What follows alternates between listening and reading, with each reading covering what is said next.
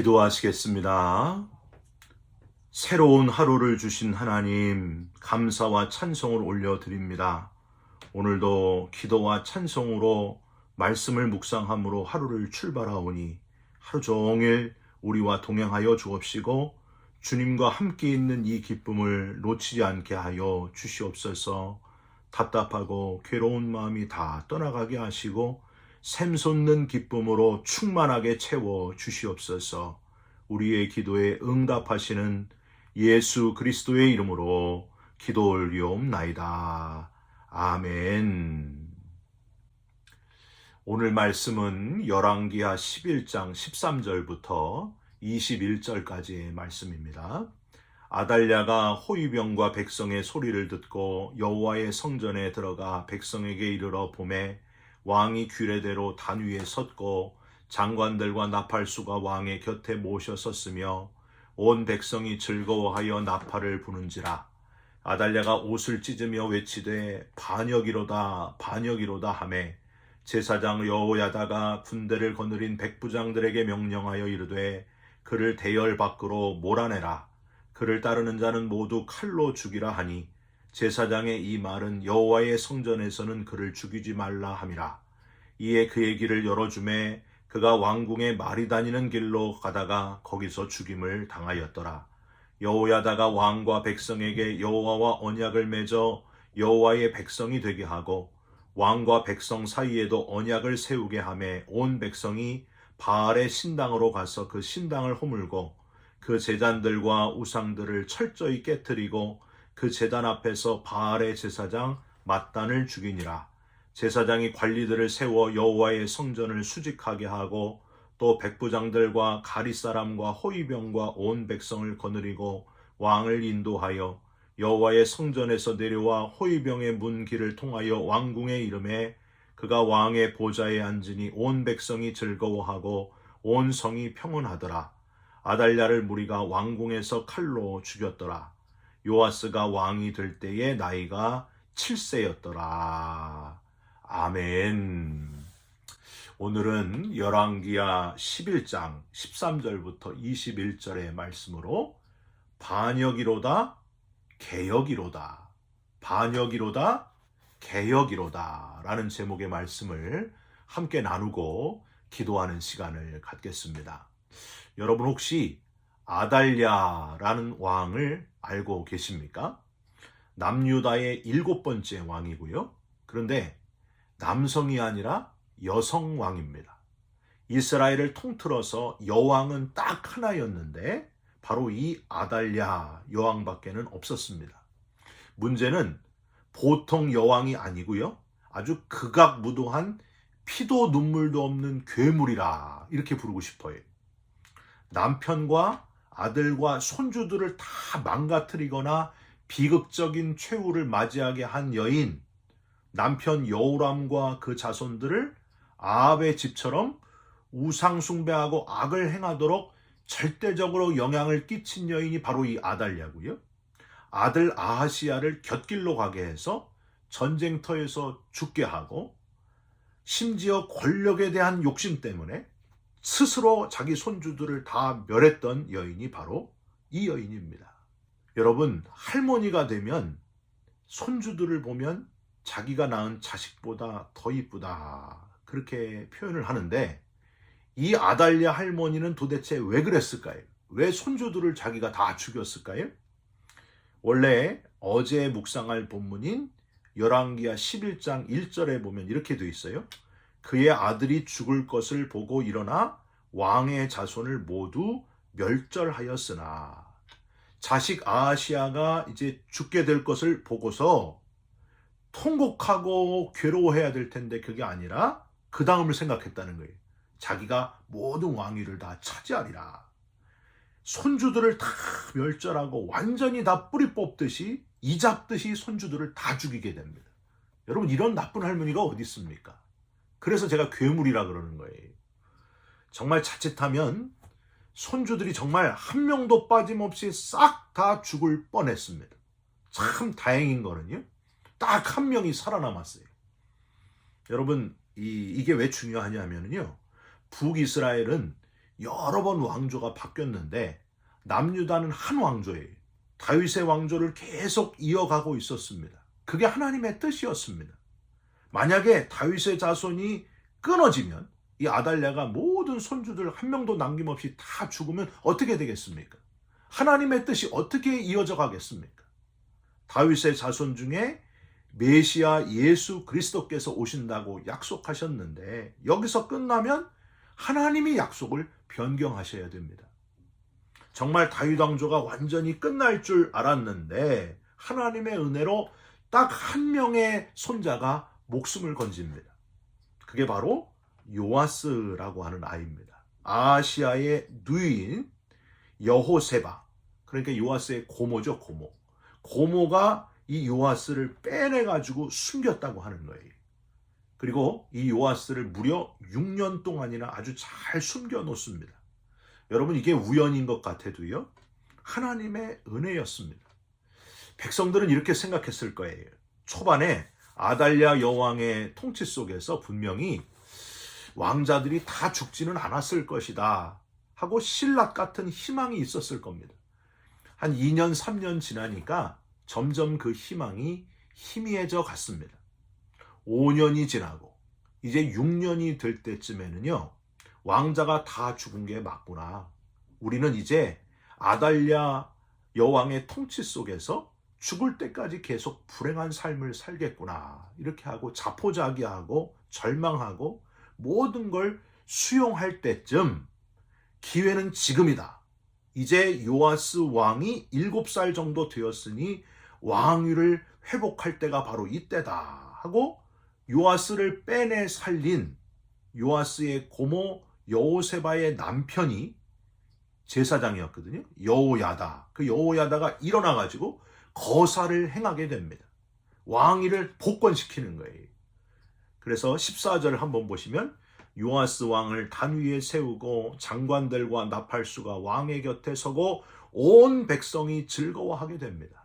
그랬더니 딱 한 사람 아달랴가 화를 내면서 소리를 치는 거예요. 뭐라고 소리쳤을까요? 반역이로다, 반역이로다. 15절을 한번 보세요. 제사장 여호야다가 군대를 거느린 백부장들에게 명령하여 이르되 그를 대열 밖으로 몰아내라. 누구를 몰아내라고요? 그동안 6년 동안 폭정을 해온 이 괴물 같은 여왕 아달랴를 몰아내라. 이렇게 명령을 했다는 거예요. 결국 16절 아달랴는 내몰리고 말이 다니는, 사람이 아니라 말이 다니는 길에서 그 비참한 최후를 맞이하게 됩니다. 백성들이 얼마나 좋았을까요? 여자왕, 여왕의 폭력 정치에 괴롭힘을 당했던 백성들 6년 만에 마치 8월 15일 광복절과 같은 그런 해방의 기쁨을 맛보게 되었을 겁니다. 여기서 우리가 발견할 수 있는 교훈이 뭘까요? 첫 번째로 이 다윗 왕조의 회복, 요아스 왕의 즉위는 그냥 이루어진 게 아니라 여호세바, 고모 여호세바의 용기하고 고모부 여호야다 제사장의 지혜가 있었기 때문이라는 사실입니다. 그래서 가능했다는 거예요. 여호세바는 목숨을 걸고 요아스, 1살밖에 안 된 요아스를 빼돌리고 살려냈다는 사실입니다. 자칫하면 자기가 죽을 수도 있었어요. 사랑하는 성도 여러분, 영화 타이타닉을 한번 생각해 보십시오. 큰 배가 쪼개지고 가라앉는 그 아비규환의 상황에서 사람들이 여성과 아이들을 먼저 구명보트에 태워서 살리지 않습니까? 그리고 주인공 잭, 디카프리오죠, 디카프리오. 이 잭이 자기 생명을 버리고 로즈, 케이트 윈슬렛이잖아요. 그 로즈를 살려내는 장면. 잭! 그러면서 물속에 빠져 죽어가는 그 장면이 지금도 떠오릅니다. 목숨 걸고 사람을 살려내는 데서 사람들은 감동하고 눈물까지 흘리지 않습니까? 여호세바가 요아스를 살려내고 조마조마하며 6년이 지나고 나서 마침내 다윗 왕조가 다시 세워지게 될 때에 여호세바의 그 기쁨, 여호야다의 그 기쁨은 말로 다 할 수 없었을 겁니다. 온 백성들이 눈물 흘리며 즐거워하고 여호와 앞에서 기뻐했을 겁니다. 사랑하는 성도 여러분, 우리가 이 땅에서 할 일이 바로 이것 아닐까요?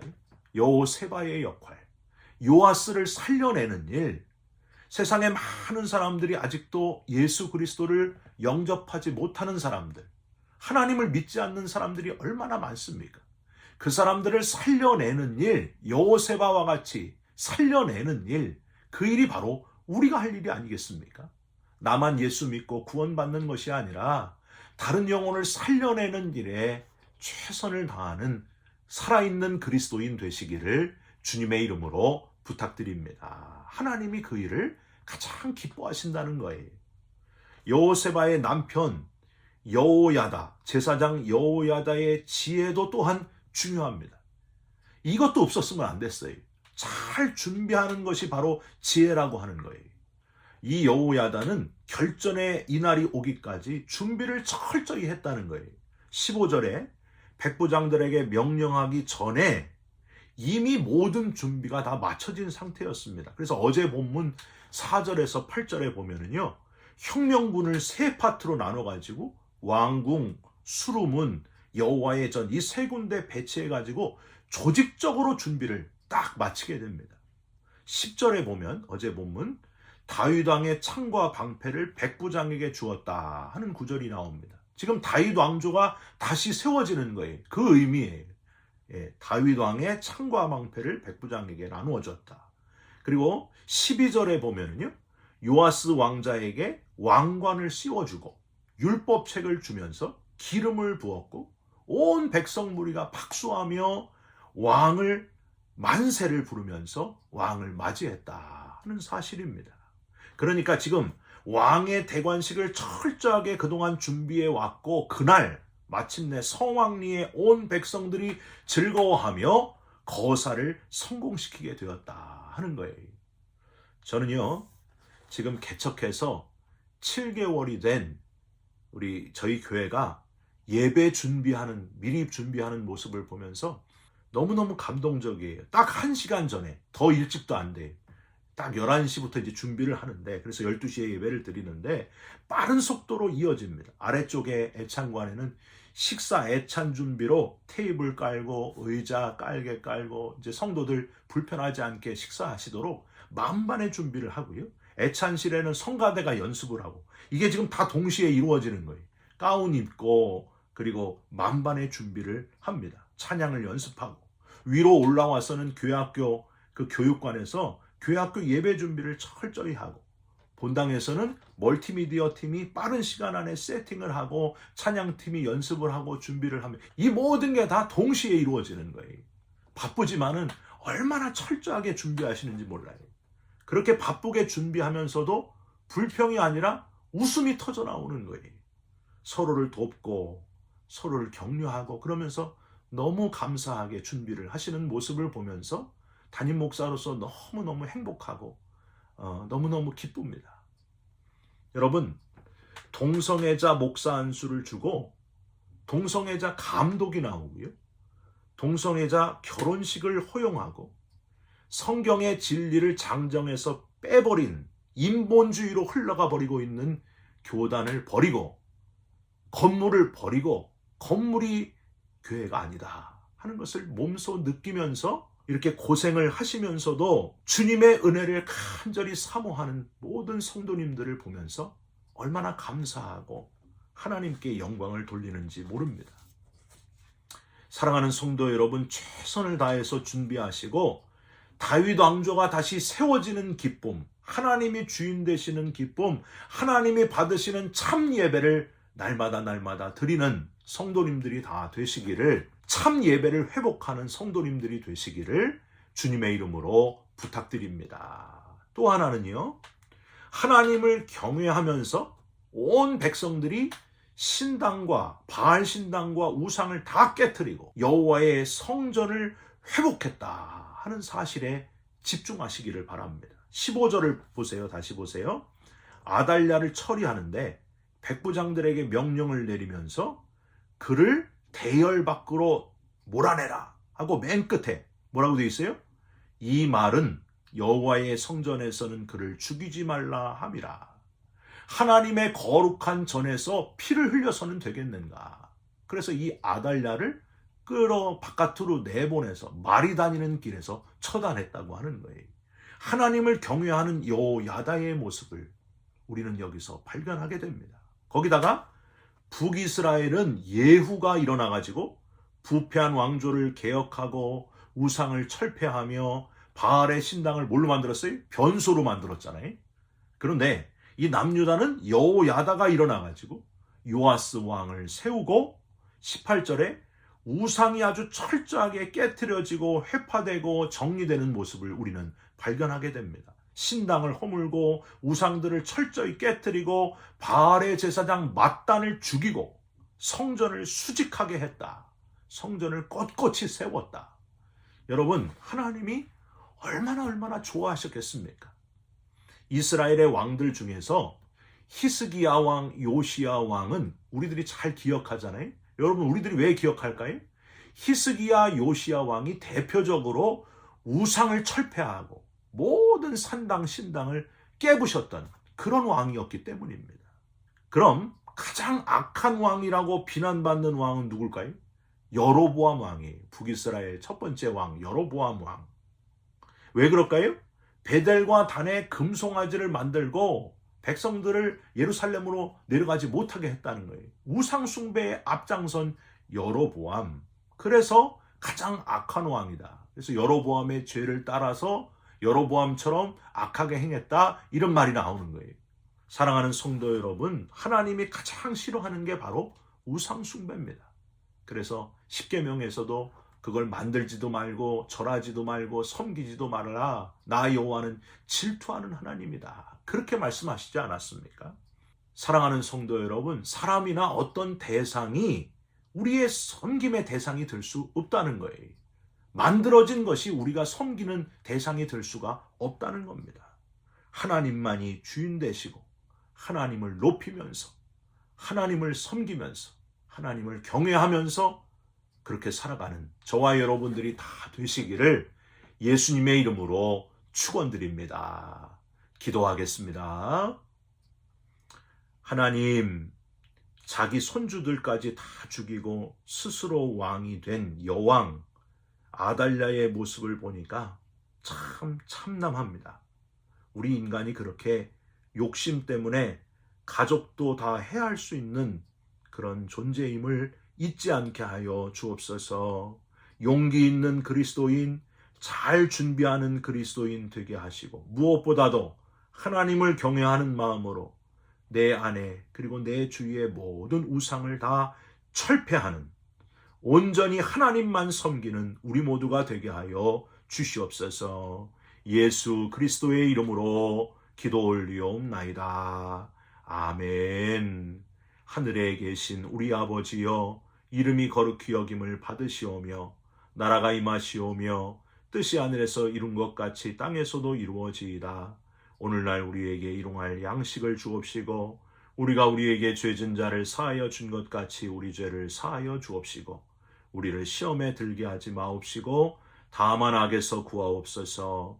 나라와 권세와 영광이 아버지께 영원히 있사옵나이다. 아멘. 사랑하는 성도 여러분, 오늘도 욕심을 버리고 용기 있는 그리스도인 여호와를 경외하면서 잘 준비하는 그리스도인으로 살아가시기를 주님의 이름으로 부탁드립니다. 여러분 사랑합니다. 축복합니다. 감사합니다.